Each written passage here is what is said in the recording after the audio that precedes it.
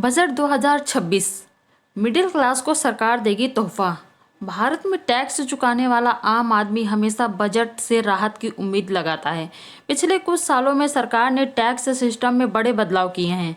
अब एक नई कर व्यवस्था न्यू टैक्स रिजाइम लागू हो चुकी है, जिसमें कम टैक्स रेट्स का फायदा तो है, लेकिन पुरानी छूटें गायब हैं। आंकड़े बताते हैं कि वित्त वर्ष 2024-25 के लिए लगभग 72% करदाताओं ने नई व्यवस्था को चुना है, क्योंकि इसमें कागजी कार्रवाई कम है और नेट टैक्स का बोझ भी कुछ हल्का हुआ है। लेकिन सिक्के का दूसरा पहलू यह है कि आज भी एक बड़ा तबका पुरानी टैक्स व्यवस्था ओल्ड टैक्स रिजाइम के साथ खड़ा है। इसका कारण है उसकी पुरानी बचत, होम लोन, भविष्य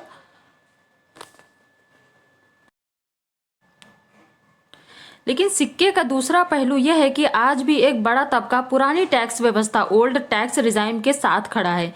इसका कारण है उसकी पुरानी बचत, होम लोन और भविष्य के लिए किए गए निवेश। समस्या यह है कि जिन कटौती और डिडक्शंस के भरोसे ये टैक्स पेयर्स बैठे हैं, उनकी सीमा सालों से बढ़ी नहीं है, जबकि महंगाई 7वें आसमान पर पहुंच चुकी है। आगामी बजट 2026 से उम्मीद है कि सरकार इन सीमाओं पर जमी धूल हटाएगी। 10 साल से नहीं बदली 80C की लक्ष्मण रेखा। सबसे ज्यादा चर्चा सेक्शन 80C की होती है।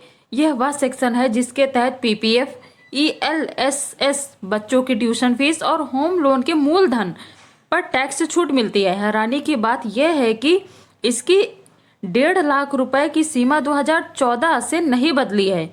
पिछले एक दशक में आपकी सैलरी बढ़ी, खर्चे बढ़े और महंगाई भी बढ़ी, लेकिन बचत पर मिलने वाली छूट वही की वही है। जानकारों का मानना है कि अब समय आ गया है कि इस सीमा को बढ़ाकर 3 लाख रुपए कर दिया जाए।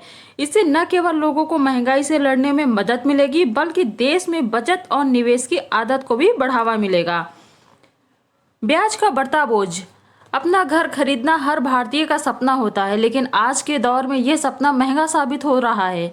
प्रॉपर्टी के दाम आसमान छू रहे हैं और होम लोन की ब्याज दरें भी कम नहीं हैं। फिलहाल होम लोन के ब्याज पर सालाना 2 लाख रुपए तक की टैक्स छूट मिलती है।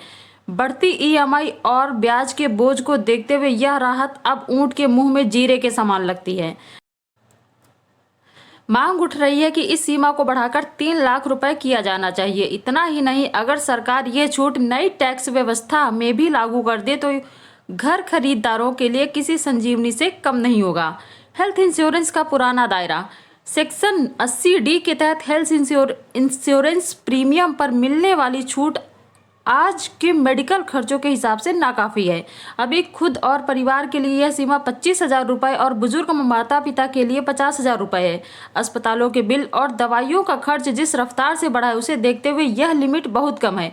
कई बार लोगों को इलाज के लिए अपनी जमा पूंजी तोड़नी पड़ती है या कर्ज लेना पड़ता है। इस लिमिट में बढ़ोतरी से आम आदमी को बड़ी राहत मिल सकती है। इसी तरह रिटायरमेंट के लिए NPS में मिलने वाली 50,000 रुपये की अतिरिक्त छूट सेक्शन 80CCD1B भी अब पुरानी पड़ चुकी है। इसे बढ़ाकर 1 लाख रुपए करने से लोगों का बुढ़ापा सुरक्षित होगा।